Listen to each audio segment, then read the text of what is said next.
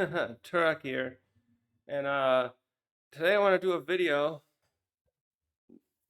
going over the recent One Piece episode because this is this. I have no words, and I have lots of words for it. The hype is here, and they already they already gave us a So, anyways, first this is a spoiler video for One Piece um episode 1070, and it covers chapter 10 1000 yeah, so 1043. So if you're not caught up on the manga or the anime, or if you're doing one or the other, this is not the video for you, because I will be spoiling a whole lot of shit here uh with both the manga and anime.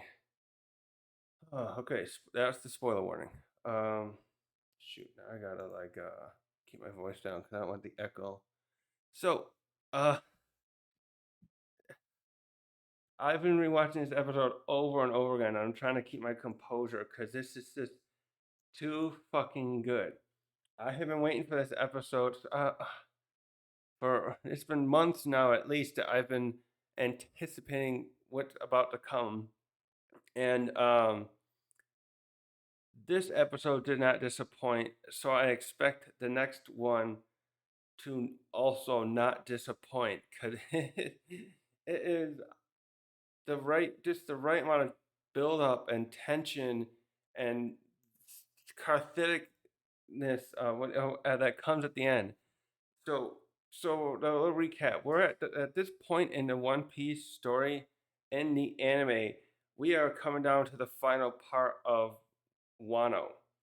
We have ended all the other main battles now, with the exception, the two things are left here now at this point: Kaido and Orochi. And Orochi's not really much of a battle left. He's going to be taken out by I forget, one of the scabbards. And Orochi and Kaido here is going to have his final battle soon with Luffy. And so yeah, just like what was it, like 8 9 episodes ago, we finished off Sanji and Zoro's fight, and Kaido. I mean, Big Mom versus Long Kid, and all three of those fights were awesome. But now we're about to get the main event, which is funny to say because Kid and Lost fight with Big Mom, and as well as Zoro's. I gotta rewatch Sanji's because now it's fading, but the animation already and this thing is fucking awesome. This is the animation I want all the time. I don't, the stuff they put in the movies or this, keep this coming. This is it. This is what I want to see all the time. When they can with these fights, because this show deserves this now. This is the end. We're coming down to the end of the series, more likely based on what's happening in the manga, and the only one little critique I have to put in with the wait a second now. The only little critique I really have to put into this thing is that I'm not a fan of how Kaido looks now, his dragon form. They're using some kind of CGI, and it is kind of weird looking with his face. I liked it better what they were doing, and so they started doing this. I think when the final battle here started at Onigashima, and I think this is the first time we really saw his dragon form since the beginning part where he in the beginning of the arc, which was I'm talking about the anime, of course, because I don't this is just the changes they did because they used some kind of CGI here. And chapter and episode, probably what was it, 913 to 16 or something like that, where they were over that town where because Luffy made a big spectacle there. Kaido shows up, and he appears in his dragon form. This is the point in the anime where we find out he is a dragon, and he uh he comes down and looks for Luffy, and he looks great there. And I would prefer that look again, rather than the CGI they're using here with his face. It makes him look menacing, I guess, but it just kind of looks off at the same time. The only thing that looks good about it is like I'm watching the episode here, 1070. And when he like levitates around, that looks really cool. But something about his face. Let me go back and pull that up quickly. Yeah, so what is that, 913, I think? Yeah, there he is. Yeah, he looks better. I like him better there when he's being animated with the, it looks like hand drawn. Bakura Town. Yeah, when he's like, oh, is that Oboro Town? Oh, Okoboro? Is that the town? Bakura? So when he's there, I thought that looked a lot better than how he looks when now they're using this CGI in the last 70 episodes or so. um, so, anyways, let's break down this episode. So they, one thing I noticed too, though, is some of these chapters are quite one to one with the anime episodes with the chapters. But I noticed that the main thing they're not always are. So this episode 1070 is lines up perfectly with chapter 1043, but they do line up. They do add more stuff in all the right ways. This is probably the perfect. Sorry, just look at the stream. This is probably the perfect one-to-one kind of anime episode. The way I like One Piece to be. I'm gonna have to go. I want to, anyways, go back and compare how some of these episodes compare with the chapters because we are obviously way ahead in the episode numbers now over the anime chat. I'm gonna keep going back and forth chapters and anime with the chapters, which is funny because I was rewatching the East Blue arc at the beginning of this month, and I just realized how, including a little bit of filler they had at the end, the East Blue Saga was a lot shorter in number of episodes versus number of chapters. I think it's like 62 episodes, including some filler at the end of it. I have not seen that filler episodes yet, but I know there was something there.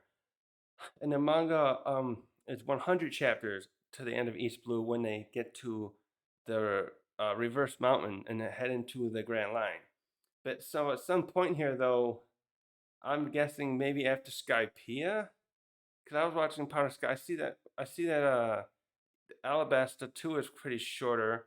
Cause I think the Alabasta anime ends about 130 episode 130 in each chapters. It's over. I'm rereading the chapters, and I'm already past that in chapter numbers.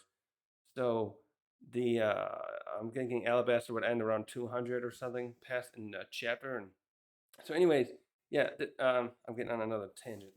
This episode starts with right the same way the chapter does. So I'm going to pull up the chapter here, of course, too. And this is where at the final stages, as we know it, this is where Luffy and Kaido are having their round two. So Luffy and Kaido fight. So Luffy fights Kaido with Law, Kid, Zoro, and I think Killer helped too, right? 1, 2, 3, 4, 5. Yeah, there's 5 of them. Sanji. It was weird they didn't include Sanji. I would have really liked to see what Sanji would have tried to do against Kaido. So we have the 5 super rookies against Law and Big Mom and Kaido, and eventually the fight. I think Zoro gets knocked out. That he gets taken out because he blocks an attack, that dual attack from the Emperors. And I think Luffy got briefly knocked out too, right there, actually. So he gets knocked out a few times in this whole arc. I think it's like 4 total. Anyways, he gets knocked out briefly. Uh, uh, Killer and I know Killer and Kid get knocked separated too, and then they end up trying to fight Big Mom down in the lower area. Luffy got back up there, and he briefly was fighting with uh, Kaido for a little bit more before he got knocked out, taken out there, and he ended up in the ocean, and then Law's pirate crew who are watching in the submarine. There, because Onigashimi's floating at this point, going toward the shore to head to the flower capital and crush it. Um, Actually, I just realized something here, a little bit of a flaw there, because if we learn, not learn, we already know, but toward the end here, Kaido reiterates how he wants to he's using Wano as a uh a slave labor. The countries and its high population being used for slave labor to build munitions and whatnot so that he can start a great war. I think his plan here with Onigashima was to crush the flower capital, which I just realized it would be a great waste of the human resources, as it were, for him there, because there's probably hundreds or thousands of people in that capital, and he's about to crush it as some kind of symbolism or destroy. I think he's partially doing it because it's been prospering under Orochi, and he's pissed at Orochi too. So he's about to destroy it. I just was realizing that would be quite the waste of resources for his resources. Again, I don't like anything Kaido does here. This Kaido's mentality here, which I want to break down in a moment, is quite fucked up in some ways. Yet at the same time, they make us tiny, microscopic feel a little sad for him. And something I really want to delve into his psychology kind of a little bit as a character. But anyways, yeah, him destroying that city for himself would be a waste. So Luffy and him are fighting again after when Law's crew saves him, he revitalizes himself with eating a lot of meat, and he's got round two. It's amazing too how he gets back up. Luffy and Zoro, they really always get back up a lot, don't they? Under the right circumstances, especially Luffy. I was just thinking about if they were like a skill set here of like an RPG. Zoro's like the tank; he can really take a lot of hits and still get up. And Luffy kinda is like that in the same way, but it's funny because he has this like revitalization ability instead, where he can like recover quickly under the right circumstances. Where Zoro, he's like still be on the edge of death, so to speak, when he gets up again. But he's like somehow he seems it's like you know what it is? It's kind of like Zoro is a tank, like a metal. Like he's very tough iron type of thing, but then that can become brittle of broken down.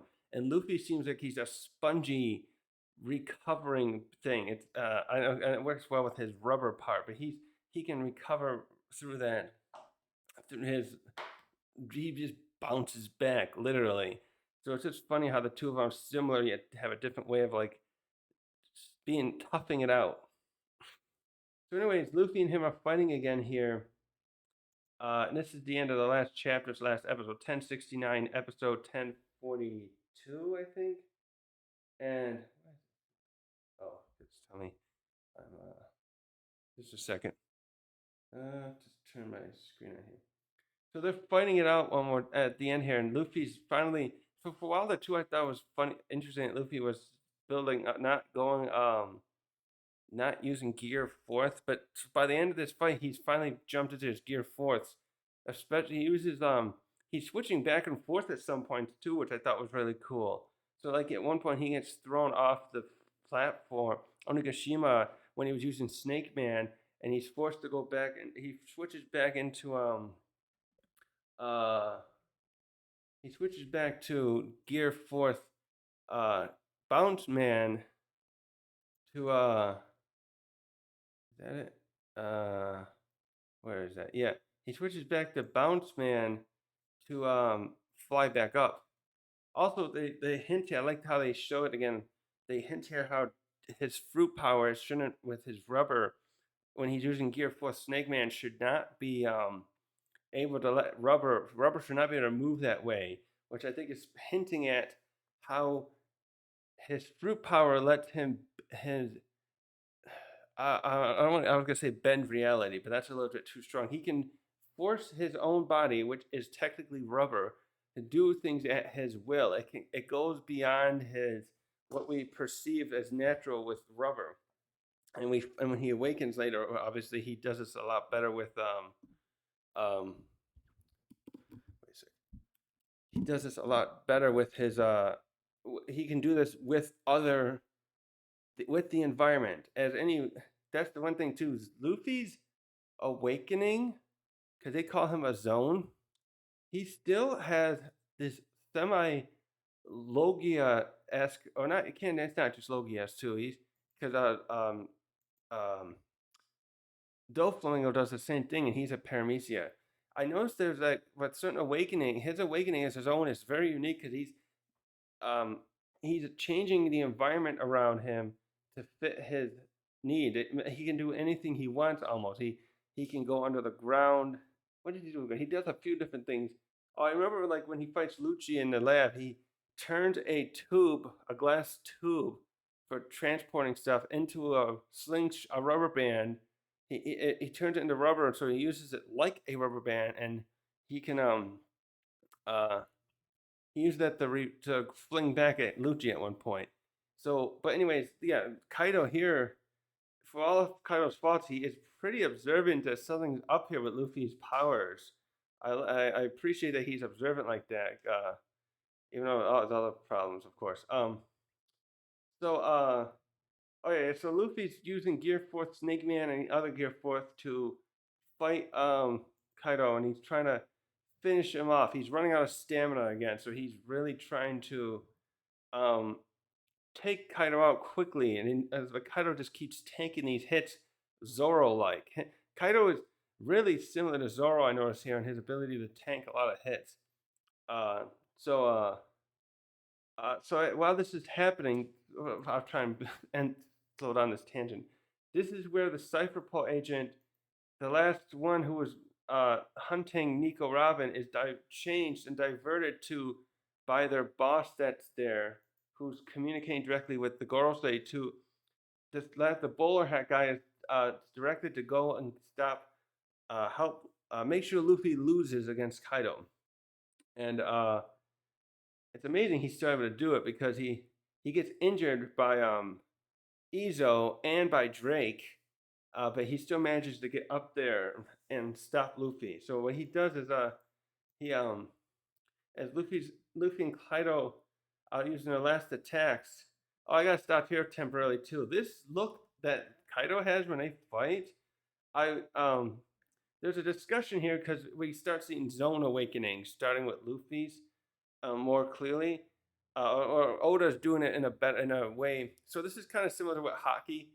We saw Haki a little bit in uh in the pre time skip, but once the armament Haki, I mean, in post time skip we switch up and see armament Haki is this dark, sometimes glossy red coating that one can project onto their body so that they can fight. It reinforces their body. For Luffy, it adds defensive capabilities with his rubber, and it helps you fight Logias. We saw awakened zones briefly in the post time skip. Uh, the main ones were at Impel Down, and uh, and then I think Chopper's that beast form we see him use twice back then in Enies Lobby and Sabaody, I think are him artificially activating his awakening. But there's a difference here where also I should pull up that Gear Fifth. There's a difference here. I have to rewatch the because they have a Gear Fifth teaser that just came out. So I'm curious about something. Um,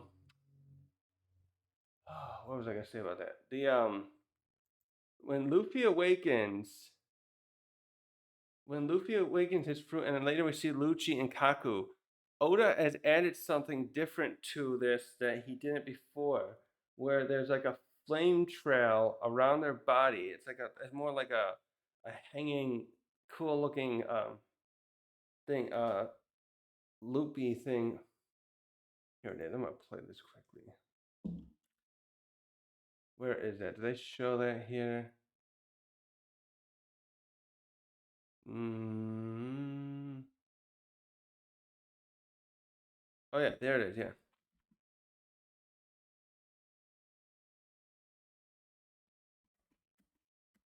Yeah. So Luffy has this white. They're animating it white. This flame trail around him. I'm bringing this up now. Sorry for this tangent. The point of this is that the discussion is whether or not Kaido is using an awaken. His zone is awakened here when we see him fighting all these fights in this arc, and I kind of have a little doubt about that. But the closest thing I think we saw to that is at the end here where Luffy, I forget what he called this form. He changes here, and he gets all like, what does his face do? He gets all, his color scheme changes a little bit because he's just sky blue kind of color scales most of the time. But when he's this final bout, where it is? Yeah, in this final bout, he turns all purple and he's got this weird face about him. And I was just wondering if this might be the closest thing to us seeing him as a his awakened form, true awakened form, because he really like seems to get intense with this final part. What was that called? Here, wait a minute. See if I can find that. 42, wasn't it? Let's see. Can't find any episodes, so we can find it.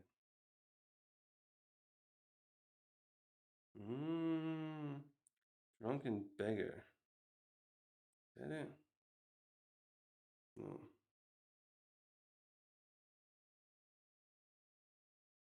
No, there it is. The bloodthirsty drunk. That's what it is.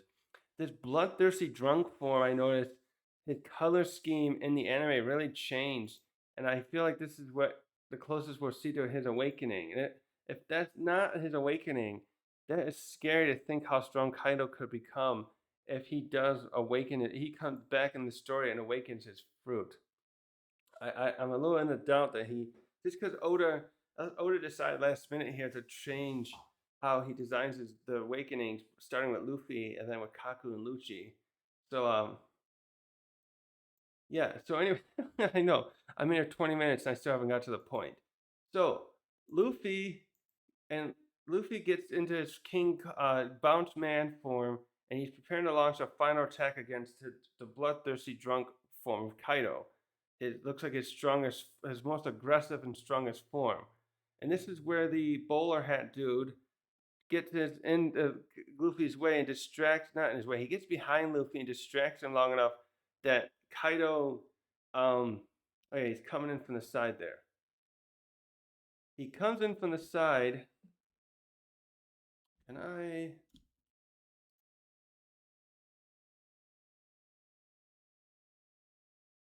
Health. Let's see. I'll put this on display capture. Wait a minute. Yeah, there we go.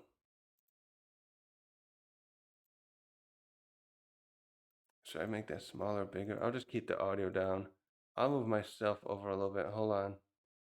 I'm gonna show some stuff in here. Come on. How do you do this?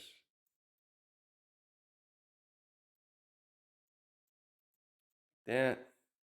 I'll bring this up, make it a little bigger. Like that. Till we get this stuff. So look at that color on Kaido. The purple is awesome. So right here, Bowler Hat comes in, and he uses his iron body to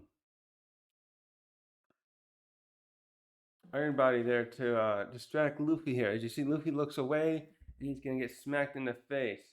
Uh, this is where Kaido realizes, and yeah, right there, the attack is too late to stop, and then he's gonna knock Luffy out. All right, let me turn this off a second. So this is a really important moment too for Kaido. This is one thing where Kaido is very interesting, both very interesting and a tiny bit sad, because it's clear there's something. Kaido has this. This is the side of Kaido that's interesting. He wants to just have fun and fight sometimes. Oh, you know what? I need to drink a water. Shit. Wait, what? I am thirsty. Here we go.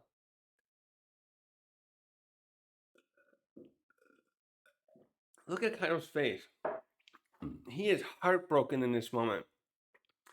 And he goes on to the watching Luffy in the next episode. Hold on a second.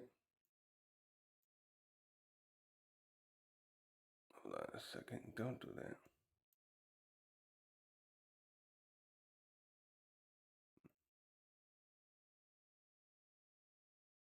There we go. Let's keep it like that.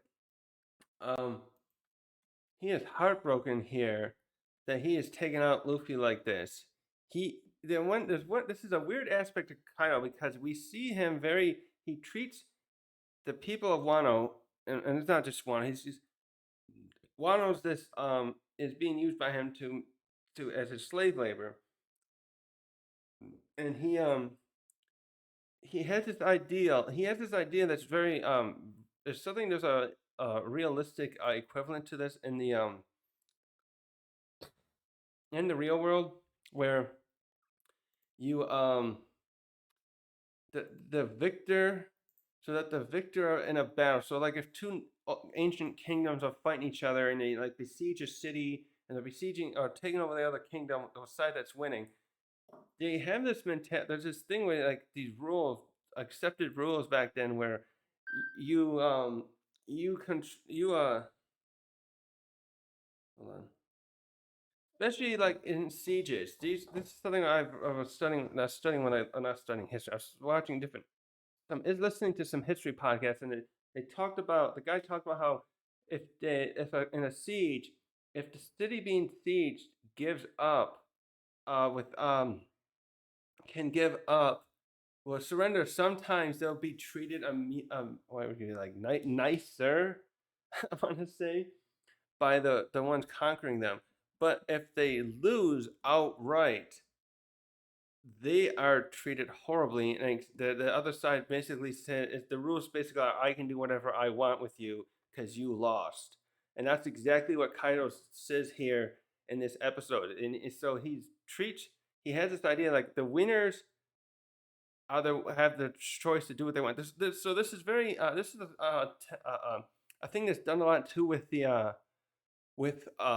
anime and manga uh, in general, where the victor, the bad guys often point out they can make whatever rules they want because they're the strongest. That's how they portray it, and this is like I said, a more realistic mentality too. With like I said, ancient wars, and the victor doing whatever they want. And this is just very odd because the contrast here with Luffy. I mean, not with Luffy. Kaido's Kaido here contrasts this with something very sad of sorts, where he's like I said, he very much wants to have this fair fight and fight someone who can like defeat him. I think he's become bored at this point that he can't be defeated. He wants a fight. He wants to have. You know what's funny too? He sounds like someone, if he was like raised better and he was not a bad guy and all these horrible things we just talked about. I think Kaido would just be like someone who's looking for a rival to spar with all the time. That's kind of what he's like. He just wants to have someone now who can fight him equally and knock him out. For some reason, he's become so strong, and his other rivals are dwindling down to a handful now. Shanks and Big Mom and probably Blackbeard. I wonder too if he sees Blackbeard as a worthy rival. I wonder if he was building up his power base as he was here with Wano, partially to go after Blackbeard now, because he doesn't seem to want to fight Big Mom, and I think that mostly he knows she's too powerful with her army of children. I think, as well as as we saw recently, he kind of sees her as his big sister figure still, even though they've slowly eroded that relationship. Except they're trying to put bygones be bygones here, so they could find a One Piece. But there was something there too with their relationship. So, anyways, Kaido is looking for a challenge. And again, I don't know why he won't want to fight Shanks. What's up with him and Shanks? We still don't know what happened with him and Shanks at the right before Marineford War. Happened. So he's looking for this challenge with and he sees Luffy now as the one to fight him. Although I think Zoro with enough training too could come back and provide him with that too. So he's especially upset here when Luffy loses here, and it's just a very interesting dynamic. And they poised this with some interesting silence right here, which I'm not going to play any of the audio so that I don't get any. I don't think anyone will notice my video, but I'll play a little bit silent for myself and keep the desktop audio all the way down. So so Luffy here loses, and there's also this point here where I think his awakening is beginning. What he does this heartbeat thing here. I really like this moment. One, was it? How many? Two. Yeah, his heartbeat begins right there. I don't think they show that in the manga. But his and there's this. They do this weird silence here. This is so weird. This is my second favorite moment in this, where they're showing this silence as we're seeing everyone else still fighting, who knows they have to do their best because Luffy does too. And then we just see him out. The drums start there too. I really like that they have this moment with the drums. They're teasing us with this, and this, we see this sadness.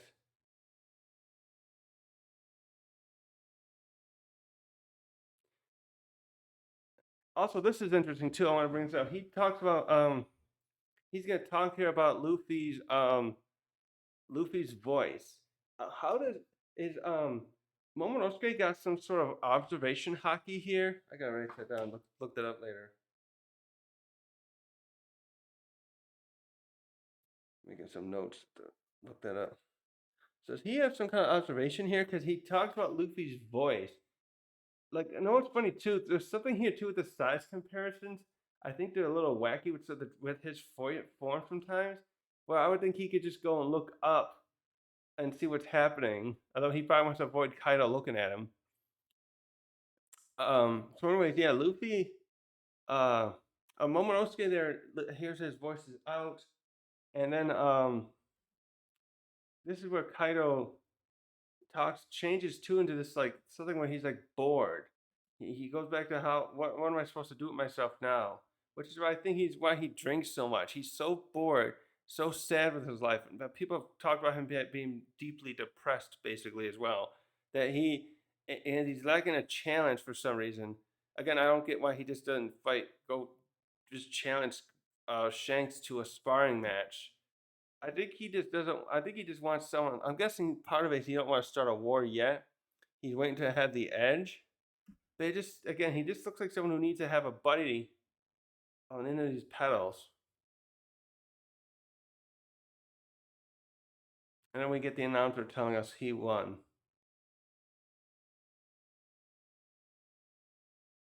Hopefully you can't hear that. I want to make sure the audio is really low here. And then we get this moment too with CP0. The guy just sits there. I love this moment. Like the guy's like, you can just really see this guy probably like having his life flash before his eyes about what he's done. And because he looks like he's scared. He does this thing with his arm where you can tell he's afraid, but he can't do anything. I think he's just standing there too because he's too weak to escape.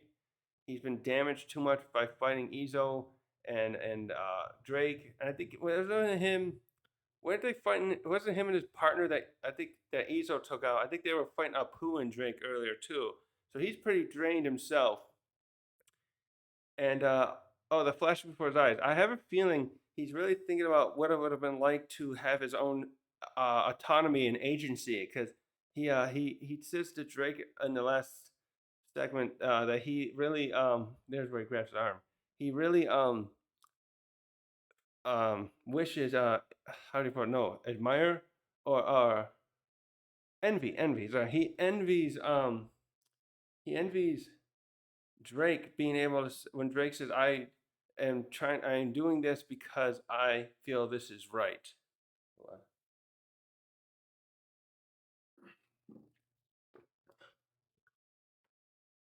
Yeah, so this moment is very interesting.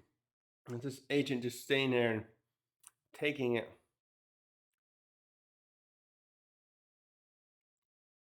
And we don't get to see it actually happen, but he's clearly smashed to pieces. Oh mush. Ooh, and that lightning they've been doing in here.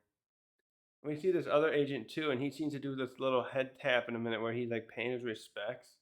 It's very interesting. I'll make this a little smaller because I'm trying to keep this. So let me take this off a second. Yeah, he goes, how boring. Here we go.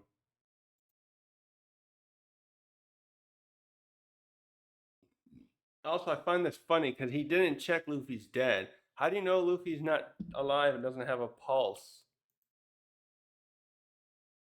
The outcome I want. Also, I gotta bring up too. This really brings up a point too about him talking about there's a topic here uh where for anyone who's read the manga already, this is if he I think he sees there's a thing here about him being a gatekeeper to find Joy Boy. He hinted at it when he knocked Luffy out about 30 episodes ago. When he knocked him into the water the first time, he's like, "I you can't be Joy Boy." So the flashback with King showed him that King wanted to kind of saw at one time Kaido was kind of like the Joy Boy, someone who could like this. This is interesting with King too. King looks like someone who wants the better of the world, and he hitched himself with Kaido because he's indebted to Kaido. But I really like think Kaido King especially would have been better off with someone like Shanks or someone like Luffy because he sounded like someone who wanted to change the world for the better, and he how do I put this? I imagine at one time he was a better person that until they captured him and were torturing him. This is probably where he changed. He probably sees the world government as a terrible entity and would like to see it torn down, kind of like the Revolutionary Army is. And he just kind of thought Kaido would do it, and he didn't care about what the means would have to happen, who would suffer. He didn't care who would suffer. In this case, the citizens of Wano, as long as he could have with Kaido's side, at Kaido's side as his partner, they could take down the world government and make the world a better place. So the Joy Boy thing, he kind of sees Kaido as Joy Boy and now also wants Kaido to be king of the pirates to fix things somehow. But shoot, where was I going with that? So yeah, oh yeah, Kaido, he really sees himself, I think, as the gatekeeper now because he knows he can't change the world. He's lost faith in that ability. I think he just wants to do this war now to just have fun before he dies. He's getting up in his years. In the One Piece world, he's still quite in his pretty much in his prime. I would say I still think I would bring up in another video. I kind of think he hasn't been training as much as he should be. If he had, well maybe Big Mom especially. I feel like Big Mom especially could be a lot stronger, and she probably would have been even stronger than Kaido if she was training more. Maybe Kaido has been training, but I feel like he hasn't been. He's been mostly just hanging around drinking for the last 25 years because he's waiting for a proper challenge and waiting for the right moment to start this war. So he realized he's not the Joy Boy anymore, and he wants to instead find a challenge. I think in a way, I think he wants someone to kill him. He wants the. Oh, that's right, because he brought up he tried to kill himself a few weeks ago in the story. So in a way, I think he kind of wants someone to end him because he's kind of sick of living because he's not finding any enjoyment anymore, other than taking over the Wano and drinking a lot. And then what he really wanted though was someone to take someone strong enough to fight him. Again, I don't get why Shanks couldn't do that for him. We know Shanks is strong enough to fight him. So, anyways, it's very interesting how Kaido is this the dynamic where he wanted to change the world, he can't. He wants a challenge. He wants to have a rival. All right, hold on here. What's doing here? Play this again. So what's next? Yeah, he didn't check Luffy's heartbeat though. I'm like, okay, you should have checked. Here comes that weird dragon form again. Now we get to this great moment here as we start seeing everyone else. We start with Kawamatsu, and the others all trying to figure out what they're gonna do because they also got to deal with the fire. They got to stop the other remnants of Kaido's army that are still fighting them here, and yeah, this is and then Kaido shows up. This is where things really get emotional here, partially because he comes down here and makes that great speech about how he's won and he wants Momo to make a formal surrendering so that the war is over.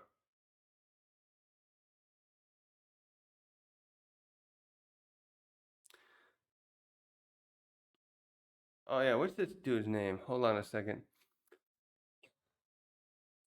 Um, yeah, I get these characters. I should have done this. Come on.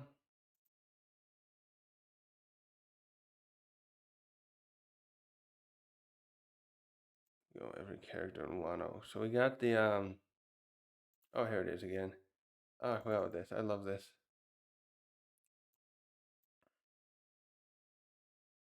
Uh, what was this guy again? The old man, the Daimyo, I think he was. Hmm. No, you say Otoko. No, Otoko's there. Otama. Uh, Kaku. No.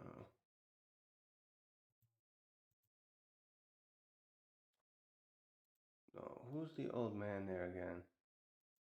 Here we go. Otama, Drake, Usopp, Raizo, Denjiro. Wait, Denjiro. Sawa. No. What's that guy's name? Come on, hold on, hold on, hold on.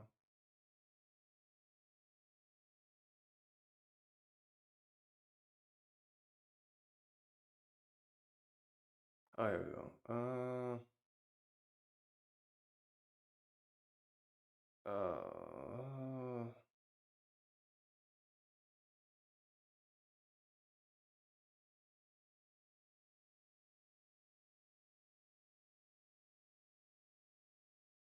oh, here, Goro. Hold on a second, too. I gotta, I'm gonna have to turn my air on. It is getting hot in here. Let's see, is that recording? Good. So we get this great moment now, too, where all the other people are, Kaido announces to them that Luffy is dead, and we see the sadness and to some extent a kind of almost a loss of spirit initially by the other um the other people here because we got a lot. This is the performance floor, the main area.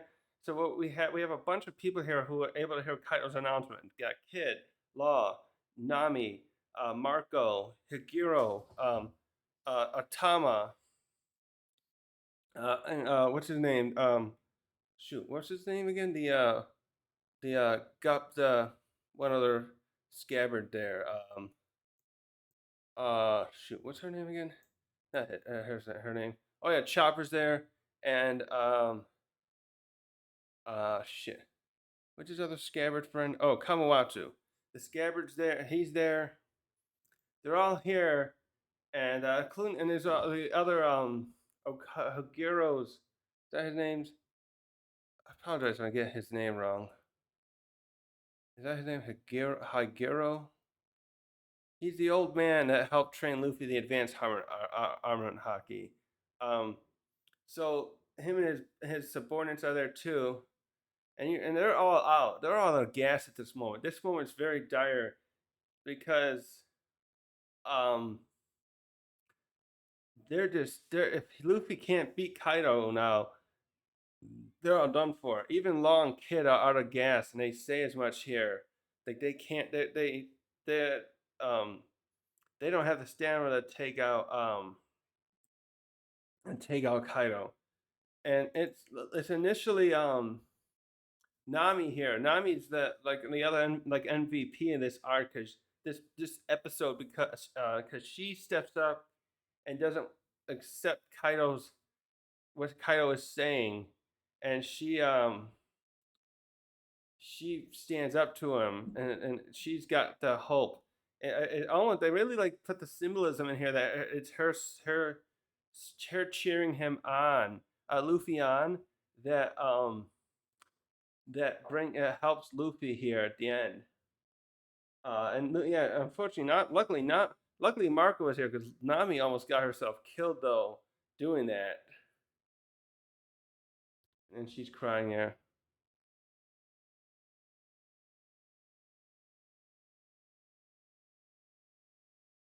Also, there's something here too. He's about to talk about how he's gonna land on still have this Onigashima landing on the flower capital, but by this point, I don't think he should. I think he forgot to go outside and check his he forgot to pull his phone and check Google Maps because right there it even shows right there Momonosuke is pulling it away. Is slowly pulling it away already. So I think if Momonosuke hadn't been doing that yet, hadn't been pulling Onigashima all this time, I think by this point in the story, when Luffy and Kaido were lost here, I think Onigashima would have been over the flower capital already.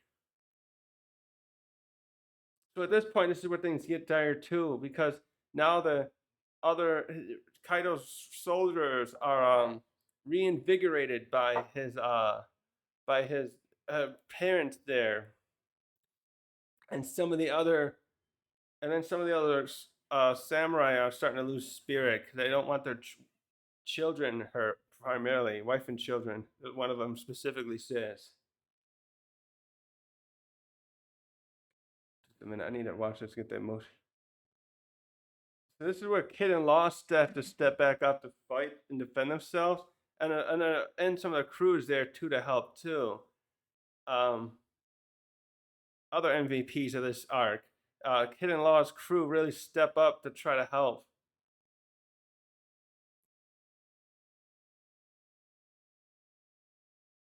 And then we switch here to Kara and the cat, the cat boss. I'm gonna just call him. I can't remember their name. I think he's got their name, but so they're standing up. They're stepping up. They see Kaido is back, and this is where one of my favorite parts of this because Kid, Law, and like Cat Boss and Carrot, they're like, okay, we can't. We all won our fights. I don't remember who Carrot fought in this arc. I know Cat Boss and Dog Boss were fighting Pedro and Jack respectively.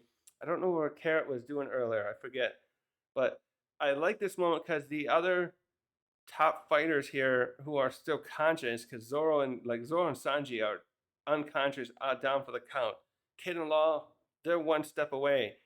But those two and the others I just mentioned, Carrot and Cat Boss, I really love how they step up and are like, we can't quit now. This is not over yet until we're all done, which we'll get into more later. What's that guy's name?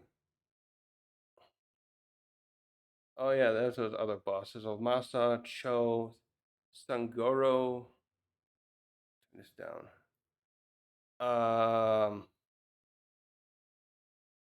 Tama, yeah. No, Nekomamushi. Oh, that's his name. Cat Boss. Nekomamushi and Inurashi. That's right. I remember now. This is where we get a great speech next. Next, we get this great speech where Momo, he's an adult now, but he's still like that little kid, and he's losing his spirit again to fight. And this is. I felt like when I was rewatching this feels a little out of character for him because he knows the stakes, but it's still his little kid coming out, so I like this at the same time. So it's understandable. He realizes Luffy is lost here. He's out there, and we didn't see it. He must have said this little bit off screen, but he's planning on surrendering. And Yamato's with him again. She's finished her job of she was in the last 2 episodes ago or so. She had finally froze up the munitions and stopped that fire thing that I think that bad ninja made it. Who made that? Who had that fruit power? Someone did that.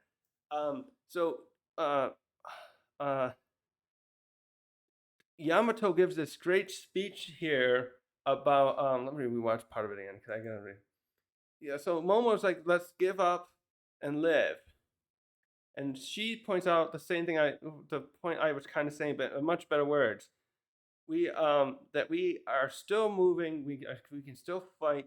That means we can't give up, and we must put our lives on the line. And she tries to use the samurai thing. Like if you're like a samurai, if you're a samurai, you will not give up. You will serve until the end.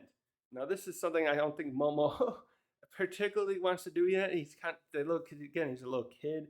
He's kind of afraid of dying. He's not he hasn't really been fully instilled that samurai mentality. But in Yamato here, though, is going to provide that what he needs to keep fighting.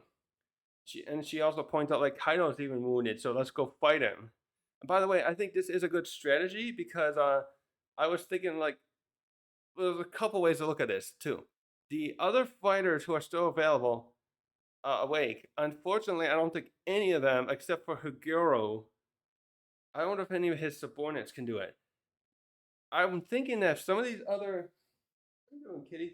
If some of these other our allies here were still knew how to use the advanced armor haki and they ganged up on Kaido, I think they'd have a chance now. I think he'd be really worn out after fighting Luffy and the others.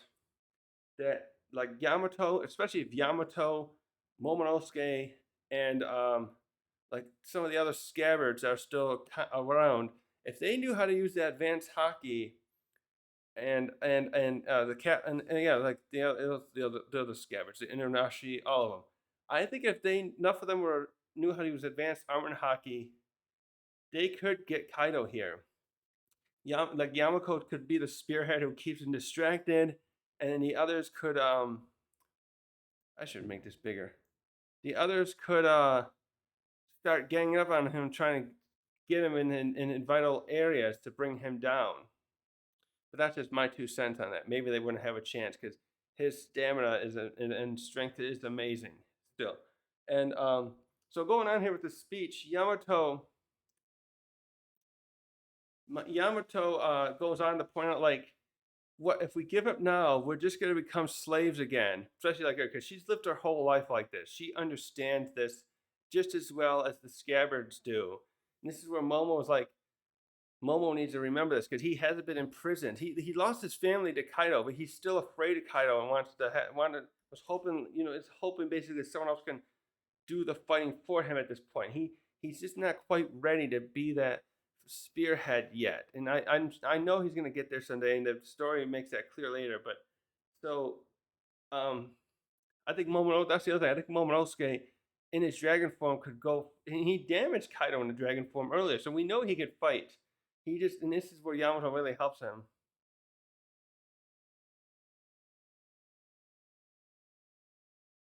So Yamato even said here too, I won't we don't know if we can save people by surrendering. We have to fight instead. This is great. We have to fight.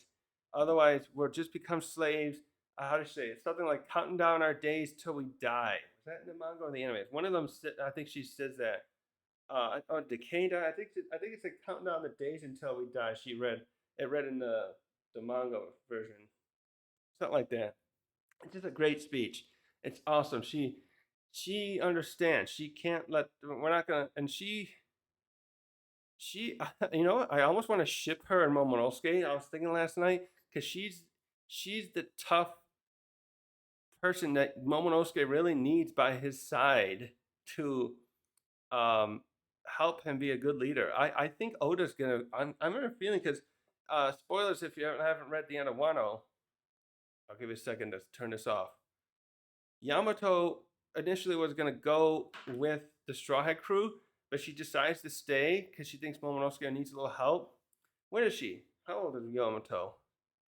20 something? And Momonosuke is in an older body now. He's going to need time to mature, but I'm kind of shipping him and Momonosuke and Yamato now because she's just the perfect kind of foil he needs to be a great leader. I'm just sure of it. I don't usually want to do any shipping in One Piece, but I definitely would ship these two.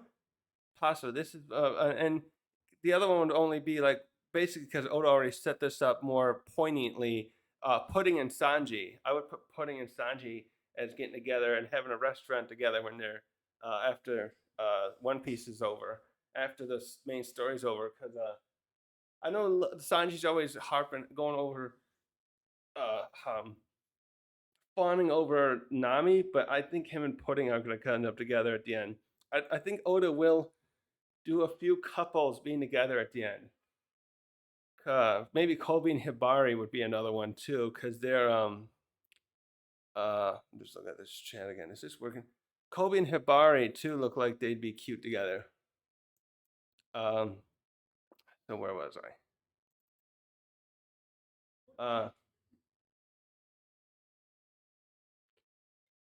Oh yeah, the best part of the statement too is what she says to them: how all these other people died fighting for the freedom of Wano, and we have to basically avenge them. We have to do what's right for the people that have already tried to stop him. Kaido, that is.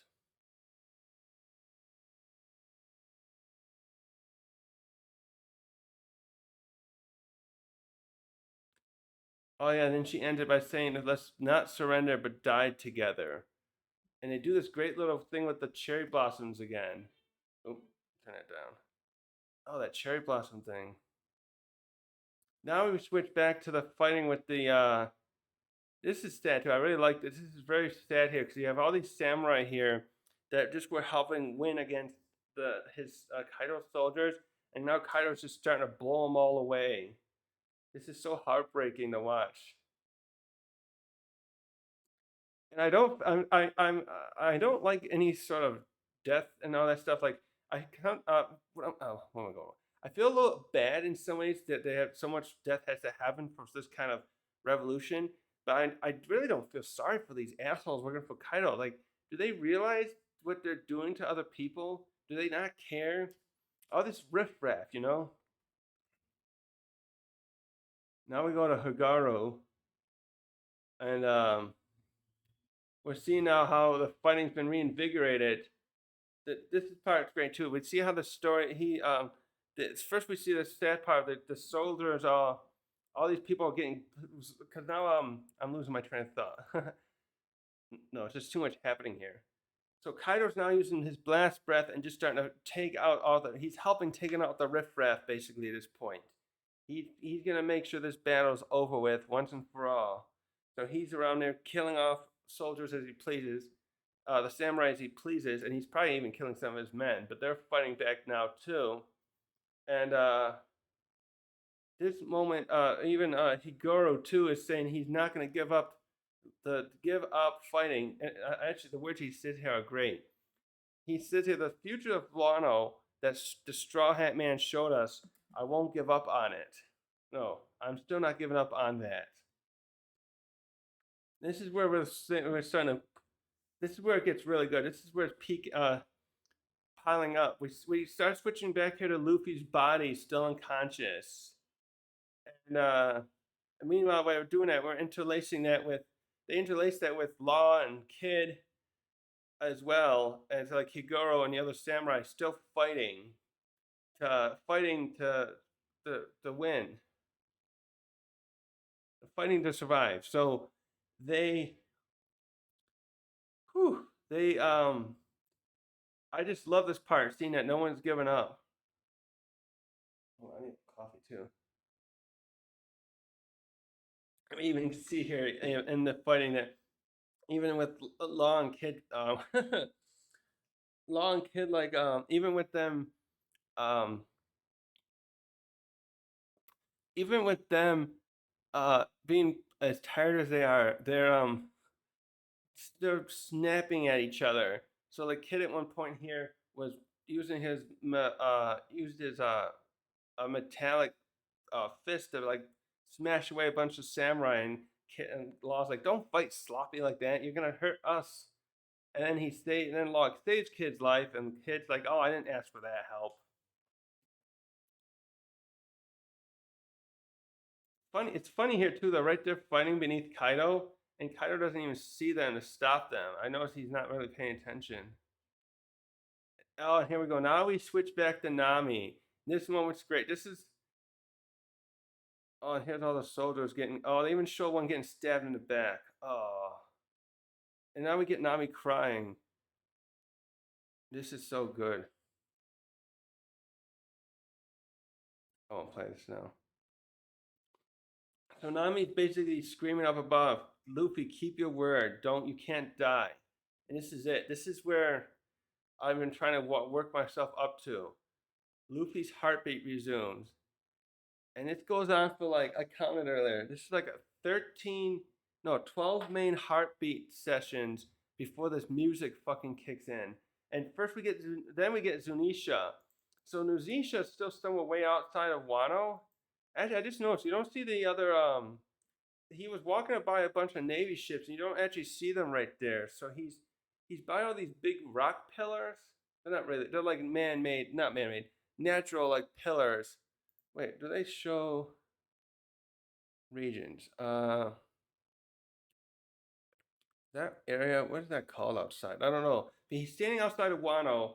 I don't even know where the wall is exactly here because there's a big wall Wano has, and you got the also the waterfall that is like how Big Mom's crew got there or tried to. I think that's how Luffy's crew got. Luffy and them got there too, and then they got. But anyways, Zunisha's out here, and he's hearing the drums. The drums. It's Luffy's heartbeat. And I just realized all of Zoe is right there. I'm surprised the other people I bet are just sleeping on Zoe, the minks. I just realized why didn't the minks go help? But they're probably all sleeping there and didn't realize Zunisha was heading toward Wano.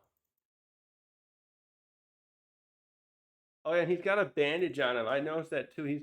Zunisha's got a big bandage on his leg where Jack's cannon fire um uh was attacking him earlier.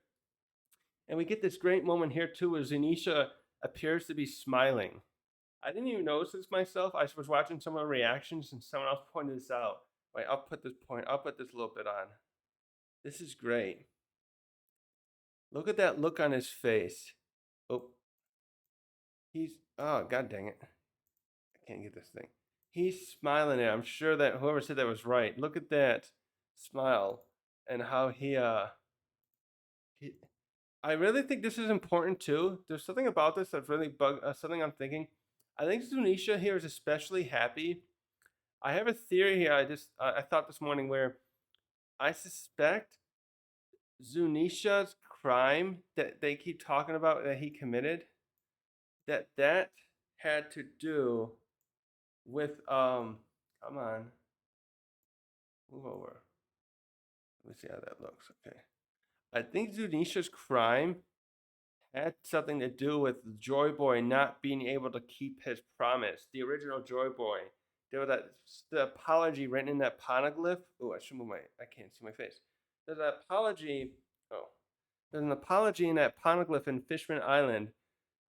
I think I think Zunisha here is feeling that this moment is gonna fix his wrong. Zunisha probably I think is guilty to some degree for whatever crime he committed. And I have a feeling what it is that it it caused Joy Boy to lose against the world government. Maybe it was kind of like what happened with Spondum. Remember how Spondum was tricked by Kainu and he ended up injuring Whitebeard, and that kind of turned the battle a little bit. I bet Zunisha had something involved, something kind of like that, where whatever action he took screwed up the efforts to defeat the world government 800 years ago, because Joy Boy was probably defeated. Maybe it's kind of like what happened here with Luffy. Maybe it caused Joy Boy to lose at a crucial moment, and so by coming back here and hoping that Joy Boy returns, meaning the awakened fruit, it will fix the wrongs that the world government and that he been is partially responsible for happened in the last 800 years. And now we get him talking finally. I just realized that not realized he did. So he showed up at 10 in episode 1064, and they show him like two other times up until this point, and all you hear him doing is using. They just have that elephant. Well, I don't know if it's a regular elephant sound. It sounds different, but he finally is talking to Momonosuke here, and then he starts telling Momonosuke, "I hear the drums of liberation." Oh, this is so good. And this is where the drums pick up. Holy shit. This music, by the way, I'm going to be playing this music right alongside Gear 4th all the time now. Also, too, I just realized Luffy's got different colored pants there. I didn't realize he wasn't wearing his blue pants. He's wearing that orange now. I'll turn this down.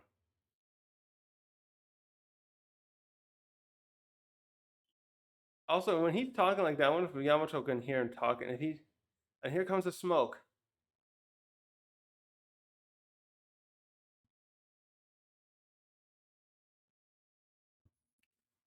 Also, I just too. He's I definitely am designing him to look like an Asian elephant, not the African ones, because his ears are really small compared to his head. African elephants have a huge ears to help keep themselves cool.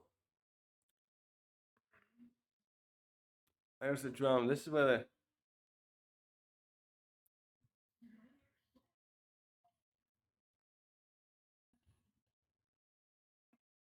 also I counted too. I was wondering if there's a significance, but he has six. It looks like he has six white steam things coming off of him there.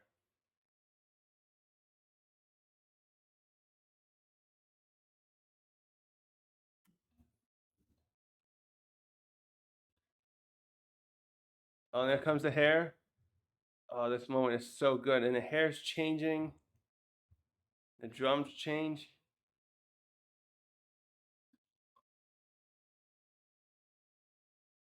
and the smile. He's got the smile. Oh, that is so fucking good. So yeah, this build up of all this episode comes to at the end of a partially transformation, showing partial the transformation of Gear 5. Just like so, I'm wondering if they're gonna redo this. Anyways, this is just so good. Oops, I'll finish by saying that, and then I'll continue my other thought. This is so fucking epic. I just been rewatching this over and over since it came out, and watching all kinds of people's reactions. I can't get over it. The hype on this is blowing my mind. Um, this episode is just perfect. They build up the tension. They have the sadness that and the other people are losing, are trying not to lose hope because they their hero has died, the and Kaido's still there, and they can't. It's just hopeless for anyone else seemingly to fight him. And then we have Nami's determination and Higuro's determination. And I think and Tama too is like, no, he won't die. I'm not gonna lose him like I lost Ace. I forget about that. Tama lost Ace. She wanted to leave with Ace someday and be a pirate. And now she's looking up to Luffy in that same respect, and she doesn't want to lose him. And it's everyone, it's just this dire situation contrasted with his hopes. Everyone's still hoping beyond by above, hoping despite the circumstances that they can find a way to win, to bring back Wano's freedom, to have their lives, to have that dream that Luffy has. They bring up too. Luffy brought up before. I have this dream. The people of Wano can't be free unless we get rid of you. We need to unroot you and kick you the fuck out of here so that the people of Wano can have food and water and peace again. This is really sad because Luffy kept bringing that up to Kaido, and Kaido just doesn't give a damn. This is too why I can't care about Kaido. I feel just a little sad because I think he just had a bad upbringing where he was what was it? He was in his war torn country, and they had him. He was like the front line fighting off other raiders and stuff that the country was always dealing with. But then they sold him out to the Marines because they wanted to enter the world government because they weren't part of it yet, and they were hoping that would probably deter all the enemies they kept getting. And Kaido was kind of becoming a liability because I think he was too much of a loose cannon, fighting probably harming their own troops as well when he was fighting. Uh, so, anyways, Kaido went and became a pirate. He joined up with Rocks. I think being part of Rocks' crew is what really changed him. He probably got this mentality from Rocks in particular, because even Big Mom back then too seemed like she was probably I feel bad for Big Mom in a way because she looked like she especially is someone who wanted to help the world. She wanted to have the races of the world get along. She understood something about that, and then she changed too. But anyways, Kaido. So what I'm getting at there is I don't think Kaido learned this mentality from her particularly. I think Rocks kind of turned Kaido and Big Mom in a way too. Probably became like that, where being part of him changed how they had their tactics to um, how they were gonna deal with achieving their dreams, which somehow I think I don't even know Kaido really had a dream behind talk about change. His seemed kind of more vague, where he wanted to change the world somehow. Where Big Mom's had a better and a more positive outcome, but she started going down a darker path to gain it. She became tyrannical with her children.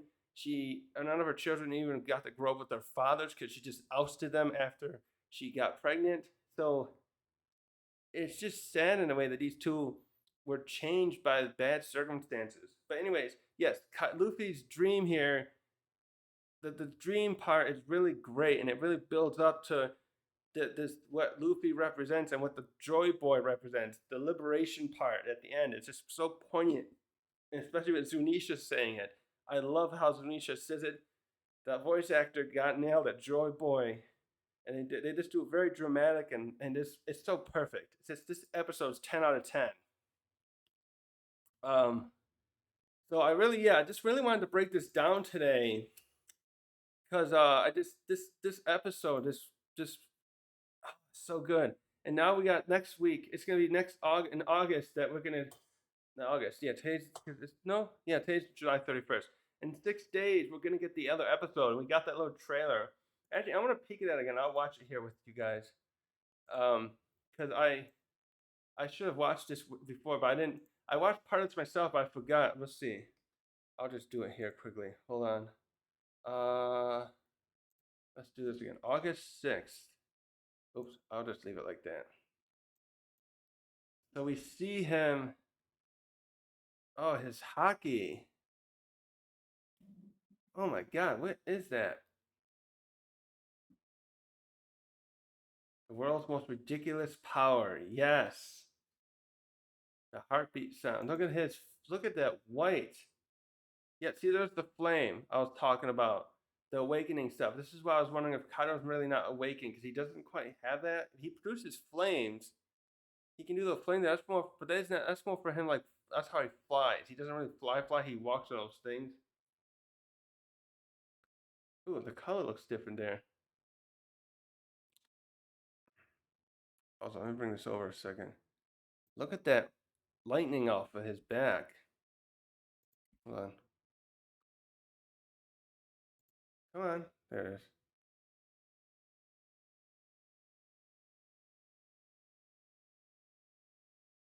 God damn, I didn't expect them to ever release it that early.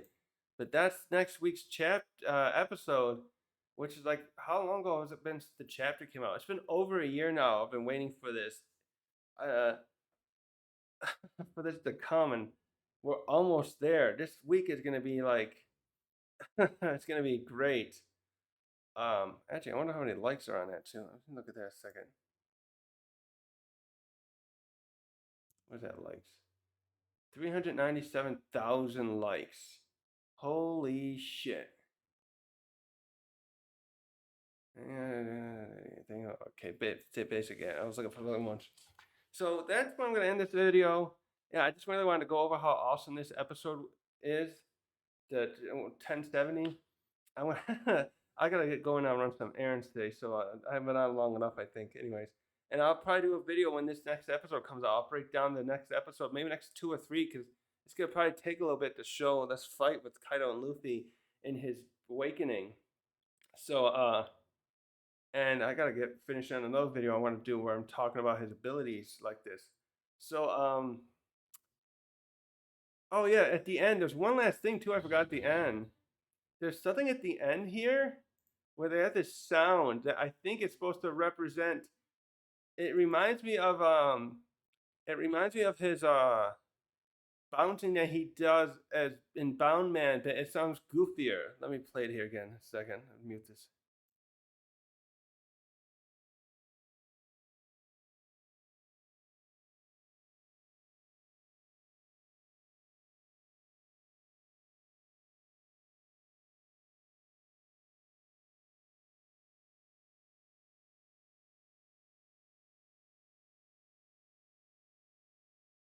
Here, but if you listen closely at the to be continued part, there's this little bouncy thing that sounds very cartoonish. I think that's supposed to a sound effect I imagine they're going to use for Luffy in Gear 5th when he's bouncing around. It sounds it's kind of like a less ominous version of his bounce man, bouncing, tapping. So I thought that was just really cool. So these sound effects in general are just awesome. Uh, yeah, I guess that's it for today. If I missed anything, I'll have to bring up in the next video. I feel like I missed something. Uh, oh yeah, the Faith and Luffy. No, I did that part. I'm just looking at my notes. Yeah, the music. That's the last thing too. This is. I'm wondering. Oh, two things. I'm wondering if the transformation will be re-shown in the next episode, like they did.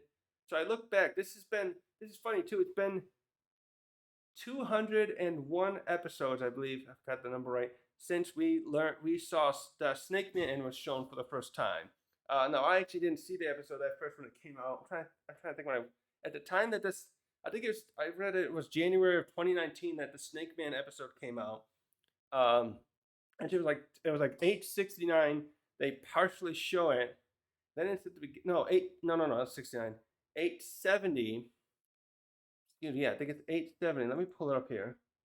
In 870, they show the partially the transformation, and then they switch. And 871 is the proper one that still is my favorite transformation at this point. I'll have to see how this what the music is like and everything that they show. If they show to re-show this in the next episode, I'll rate it compared to the Gear Snake Man. But at this point, as good as this is, I really no, it is 870. Really? Was it? Hold on. Yeah, 870. Okay. So the end of 869, he briefly transforms like they kind of did here, but the animation didn't look as good. But then when they get to 870, they really go all out with this animation, and I've seen lots of people like fawn over as much as I do. So I just love how this is 200 episodes later. We're briefly getting the transformation. So like, and then I'm wondering if they'll do the same thing. Though, like with 869 had a partial transformation. Let me go look at that a second. Right?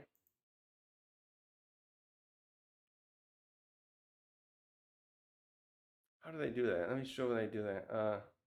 Yeah, they just do it a little differently there, and it's like very short, I think. So I'm wondering if they'll elaborate basically the transformation of Gear Fifth, the Awakening, in the next episode, like they did with Snake Man, in the Hulk Hagar 200 episodes ago. So I just also love how that's like 200 episodes later that they did that. And shit, what was the other thing I was gonna say? It's something else.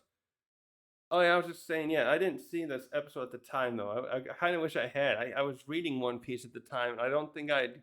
I think I was at the Fishman arc when this part of the that part of the anime fish Whole Cake was coming out. So I didn't watch this probably till later that year. So yeah, I'm going off on a tangent. Pretty much it for today. I'll leave this stream for now and re-upload this later. Thanks for watching.